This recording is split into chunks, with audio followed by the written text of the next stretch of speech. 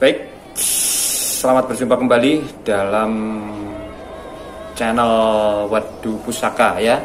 Pada kesempatan hari ini kita akan mereview sebuah pusaka ya, berwujud keris yang berukuran kecil ya, atau di bawah ukuran keris normal atau biasa disebut dengan keris patrem.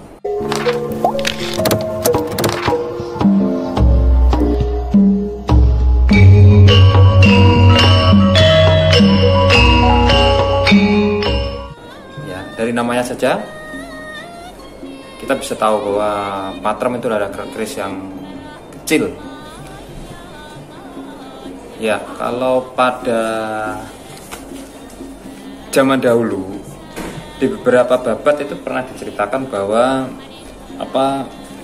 keris patrem itu biasanya dipakai oleh wanita. Jadi kalau pada zaman dahulu itu wanita itu biasanya dibekali keris patrem. Kenapa? Ya karena untuk membela diri ya. Jadi memang keris patrem ini punya dua sisi, yaitu sisi sebagai pusaka itu sendiri, dan yang berikutnya itu sebagai senjata untuk mempertahankan diri ya. Kenapa? Karena pada waktu itu, pada zaman dahulu itu negara atau pemerintah itu belum bisa secara sempurna melindungi rakyatnya ya. Karena negaranya luas, kemudian waktu dulu itu hutan masih sangat lebat ya. Jadi orang-orang yang ingin memiliki niat jahat itu masih berani gitu istilahnya. Kemudian juga patrem tersebut juga digunakan untuk membela diri ketika ada serangan binatang buas ya. Pada zaman dulu banyak sekali binatang buas, khususnya harimau ya, atau macan dan binatang-binatang lain yang berbahaya, sehingga dalam keseharian hidup masyarakat pada zaman dahulu itu selalu tidak lepas dari yang namanya gegaman atau senjata pusaka. Nah, baik. Jadi pusaka yang akan kita review adalah patrem berukuran kecil. Oh ya, selain untuk senjata bagi para wanita pada zaman dahulu, keris patrem itu juga biasa dipakai oleh para telik sandi. Telik sandi itu mata-mata kalau zaman sekarang. Jadi spionase ya, spies. Nah, zaman dahulu ketika suatu kerajaan ingin menggali informasi tentang negara lain, ya mereka mengutus mata-mata. Nah, mata-mata itu dibekali dengan keris patrem, ya, keris yang kecil, yang mudah disembunyikan, yang tidak terlalu menonjol dalam mata orang gitu ya. Jadi mudah disembunyikan. Ya, itulah salah satu kegunaan dari keris patrem. Jadi keris yang kita akan review ini adalah bernama keris Pasopati ya. Dalam pewayangan keris Pasopati itu keris senjatanya siapa? Ayo. Senjata dari salah satu tokoh pewayangan. Nah, nanti Anda bisa search di Google ya, Pasopati. Kemudian di Surabaya ini juga ada kapal selam yang sudah tidak dipakai, yang dulu pernah kontribusi dalam kemerdekaan atau merebut Irian Barat juga, yaitu kapal selam yang bernama Pasopati juga di Port Castle di Surabaya. Nah, itu namanya Pasopati juga. Nah, untuk anatomi dari keris patrem itu sangat mudah dikenali ya. Umumnya berluk satu atau lurus, garis laras bener. Kemudian gandiknya kembang kacangnya pogok ya. Kembang kacang pogok itu kembang kacangnya tidak melungker, tapi seperti seolah-olah terputus di tengah-tengah. Nah, itu namanya kembang kacang pogok. Kemudian ada lambe gajahnya satu, jalannya satu. Nah, itu adalah keris Pasopati. Nah, kemudian ada gerenengnya juga ya, gereneng itu adalah apa semacam ukiran atau bentukan di area apa tuh gonjo di bawah itu. Nah, kita bahas.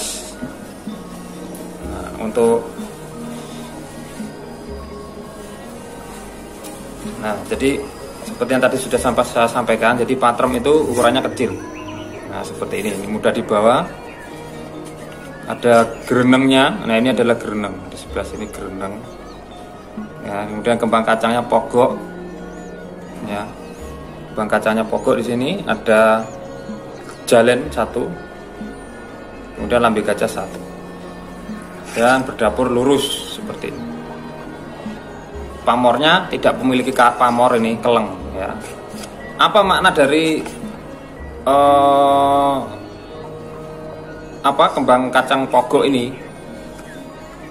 Kembang kacang pogok ini seperti seolah-olah seperti paruh dari burung ya. Dalam hal ini tentu saja berkaitan dengan filosofi Hinduisme ya, karena budaya perkerisan banyak dipengaruhi oleh Hinduisme dan Kapitayan atau kejawen lama ya, dimana pada waktu itu hewan mitologi Garuda itu merupakan sebuah tokoh yang sangat digandrungi difavoritkan oleh masyarakat Nusantara ya. Jadi di situ menunjukkan dia penguasa angkasa ya.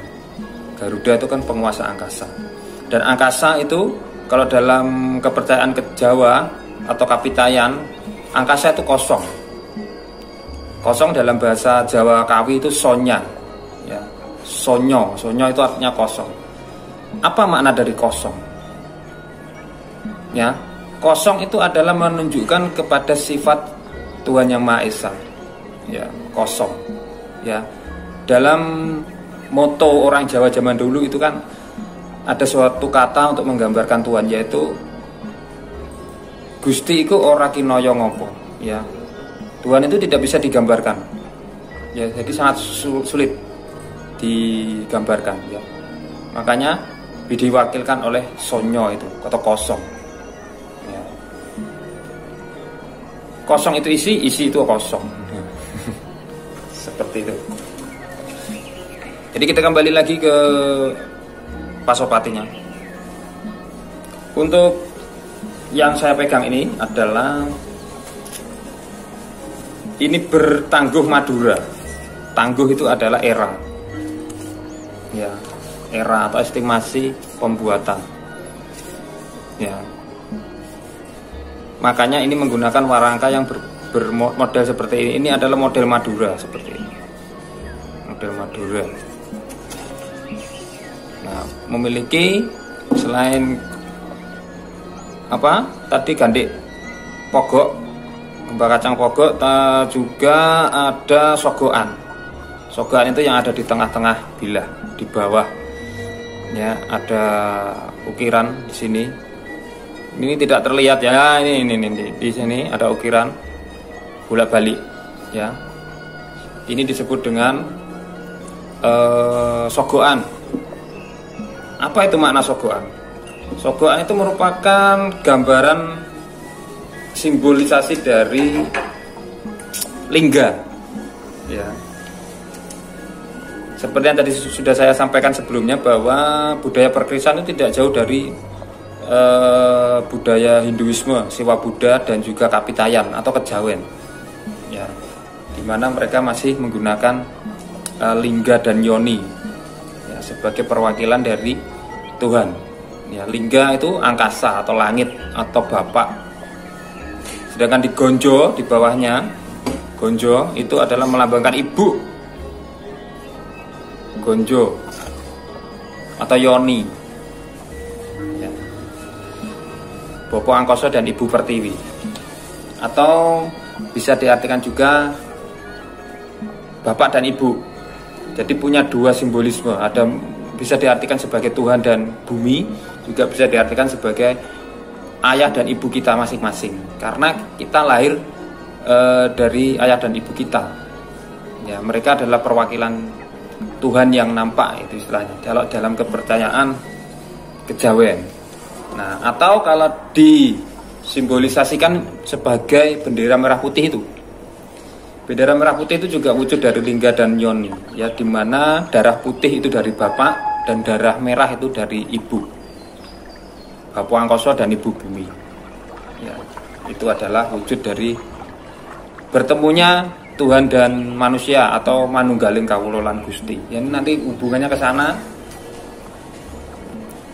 Makanya dari itu pusaka itu selalu dibuat minimal melalui campuran dua logam, ya, ini meteor dari angkasa dan juga besi atau baja dari bumi. Jadi bersatunya Bapak Angkoso dan Ibu Bumi lagi.